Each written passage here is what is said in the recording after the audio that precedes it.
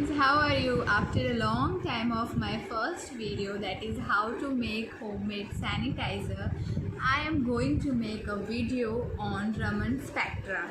So before starting my video, please share and subscribe my YouTube channel. Sir C.V. Raman of India discovered Raman effect in 1928 and awarded Nobel Prize in Physics in 1930. Okay तो आपको question होगा कि Raman topic जो हम physics में पढ़ते हैं वो हम क्यों केमिस्ट्री में डिस्कस कर रहे हैं। हम केमिस्ट्री में इसलिए डिस्कस कर रहे हैं बिकॉज एक ब्रांच आ जाती है जहाँ पे फिज़िक्स और केमिस्ट्री का जो डिस्टिंग्विश है वो ओवर हो जाता है और फिर जो मॉलिक्यूलर और एटॉमिक लेवल पे जो चीज़ें हैं वो सेम होने लगती हैं।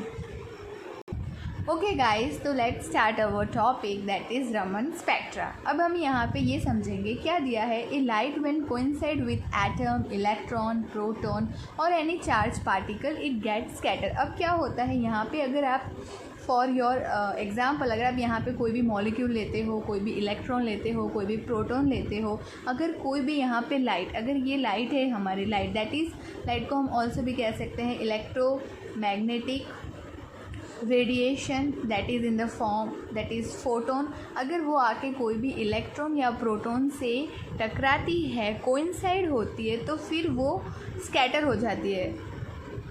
दिस स्कैटरिंग कभी कभी उसके अलग अलग टाइप्स है जो हम आगे स्टडी करेंगे। फर्स्ट क्या दिया है, scattering of light. Scattering of light को हमने 2 पार्ट में डिवाइड किया है, दैट इज़ इलास्टिक कोलिशन और इन इलास्टिक कोलिशन। सबसे पहले हम स्टडी करेंगे कि what is elastic collision. Elastic collision कैसा कोलिशन, यानी collision is that is coincide, जब मॉलिक्यूल से लाइट से मॉलिक्यूल कोइंसाइड होता है या इलेक्ट्रॉन से कोइंसाइड होता है, जब वो जाके स्कैटर होता है तो कौन से टाइप का होता है, इलास्टिक कोलिशन होता है या इन इलास्टिक कोलिशन होता है। That will be understand by this paragraph, that is in elastic collision light coincide with charged particle and gets scattered without giving or taking energy। अब elastic collision में क्या होता है, जो लाइट होती है, जो भी यहाँ पे चार्ज पार्टिकल है, सपोज वी कंसिडर इलेक्ट्रॉन हो गया, प्रोटॉन हो गया, हम अगर ये लाइट आके यहाँ पे इनके साथ स्कैटर कर रही है, टकरा रही है, तो वो क्या करेगी, बाहर निकलेगी, बट कोई भी मॉलिक्यूल से एनर्जी नहीं लेगी। कोई भी इलेक्ट्रॉन या प्रोटॉन जो भी वहाँ पे प्रेजेंट है, चार्ज पार्टिकल से वो ना एनर्जी लेगी ना वो एनर्जी देगी। वो आएगी, टकराएगी, मीन्स कोइंसाइड होगी और सेम टू सेम वैसे बाहर वही फ्रीक्वेंसी, वही वेवलेंथ के साथ वो बाहर निकल जाएगी। तो यहाँ पे हमें क्या पता चला, जो इलास्टिक कोलिजन है उसमें जो एक्सचेंज ऑफ एनर्जी है वो कैसा रहेगा, ज़ीरो, मीन्स एनर्जी का कोई भी तरह का एक्सचेंज नहीं होने वाला है। In that is elastic collision में हम कौन सा स्कैटरिंग इंक्लूड करते हैं, हम इंक्लूड करते हैं रेले स्कैटरिंग। रेले स्कैटरिंग को हम इस तरह से समझेंगे, हमेशा जो रेले स्कैटरिंग होता है हमें ये पता होना चाहिए कि वो ऑलवेज़ एक मॉलिक्यूल पे होता है। जब भी कोई भी लाइट है वो आती है, मॉलिक्यूल के साथ टकराती है और फिर विदाउट एक्सचेंज ऑफ एनर्जी वो बाहर निकल जाती है, तो हम उसको बोलते हैं रेले स्कैटरिंग। रेले स्कैटरिंग ऑलवेज़ मॉलिक्यूल के साथ ही होता है। जैसे यहाँ पे हम देख सकते हैं, ये electromagnetic radiation that is light, वो आई मॉलिक्यूल के साथ टकराई, अब वो बाहर निकली, बट यहाँ पे कोई भी एक्सचेंज वहाँ पे एनर्जी पे नहीं हुआ।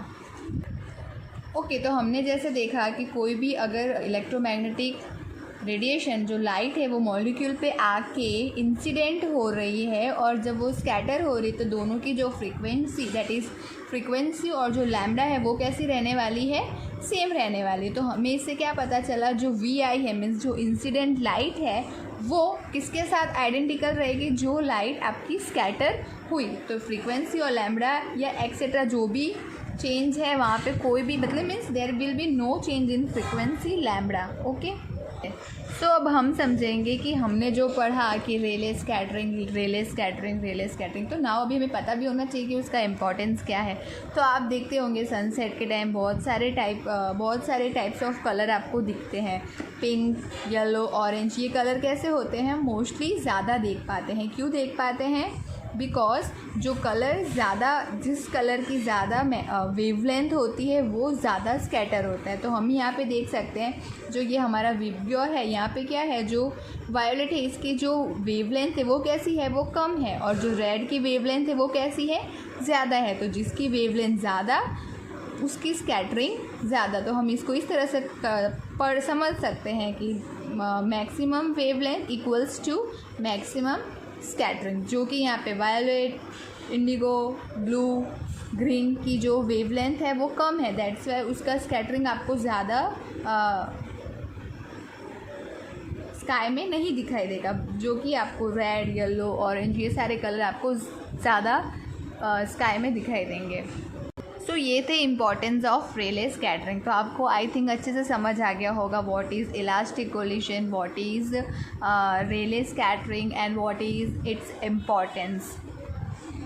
Now we will understand what is inelastic collision. आपने क्या समझा कि इलास्टिक कोलिशन में क्या होता है, जहाँ एक्सचेंज ऑफ एनर्जी होती है वो कैसी होती है, ज़ीरो होती, मीन्स होती ही नहीं है। बट इन इलास्टिक कोलिशन में क्या होगा, जो एक्सचेंज ऑफ एनर्जी होगा वो टेक प्लेस, मीन्स वो पॉसिबल है इसमें। अब हम इसको समझ सकते हैं कि जो हमने इलास्टिक कोलिशन में देखा, इलास्टिक कोलिशन में क्या है कि मॉलिक्यूल की बात हुई थी, बट इन इलास्टिक कोलिशन में आप देखोगे जो चार्ज पार्टिकल है उसकी बात हो रही, कोई भी चार्ज पार्टिकल हो सकता है, इलेक्ट्रॉन, प्रोटॉन। अब हम क्या समझेंगे कि जो आपका, हाँ, तो हम यहाँ क्या समझ सकते हैं कि जो इलेक्ट्रोमैग्नेटिक रेडिएशन आई, जब वो कोई भी चार्ज पार्टिकल के साथ कोइंसाइड करती है, तो कोइंसाइड करेगी तो जो इलेक्ट्रॉन है, मीन्स सपोज अगर हम यहाँ इलेक्ट्रॉन की बात करते हैं, जो चार्ज पार्टिकल है वो हमारा इलेक्ट्रॉन है, तो वो क्या करेगा, जो इलेक्ट्रॉन है वो एनर्जी गेन करता है, एब्जॉर्व करेगा, और जो ये फ्रीक्वेंसी यहाँ पे आके टकराई वो सेम स्पीड के साथ बाहर नहीं आएगी, उसकी फ्रीक्वेंसी डिक्रीज हो जाएगी। तो हमें क्या पता चला, when electromagnetic radiation coincide with charge particle, electron gain energy, जो आपका इलेक्ट्रॉन है वो एनर्जी गेन करेगा, और जो रेडिएशन है वो बाहर, जो रेडिएशन निकलने वाला है वो कैसे निकलेगा, डिक्रीज होके निकलेगा।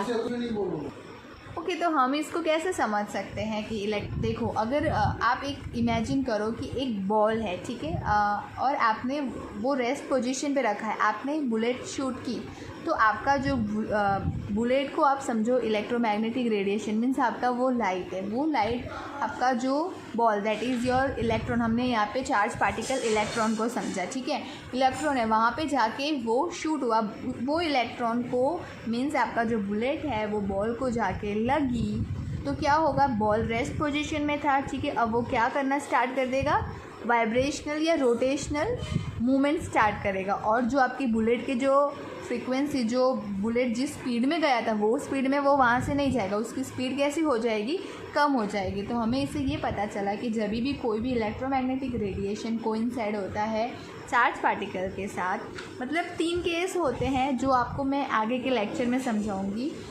जब इन कोइंसाइड होता है तो फर्स्ट केस हमने ये स्टडी किया कि जब कोइंसाइड होगा तो वो उसकी जो एनर्जी है, बुलेट की एनर्जी मॉलिक्यूल नहीं, इलेक्ट्रॉन चार्ज पार्टिकल को मिल जाएगी, और वो चार्ज पार्टिकल उस एनर्जी को एब्जॉर्ब करेगा, और जो बुलेट की फ्रीक्वेंसी है वो कैसी हो जाएगी, डिक्रीज़ हो जाएगी। तो इलेक्ट्रोमैग्नेटिक रेडिएशन आया, चार्ज पार्टिकल के साथ कोइंसाइड हुआ, अब जब वो स्कैटर हो रहा है, बाहर निकल रहा है, तो उसकी जो फ्रीक्वेंसी है, जो उसकी लाइट है वो कैसे हो जाएगी, डिक्रीज़ हो जाएगी।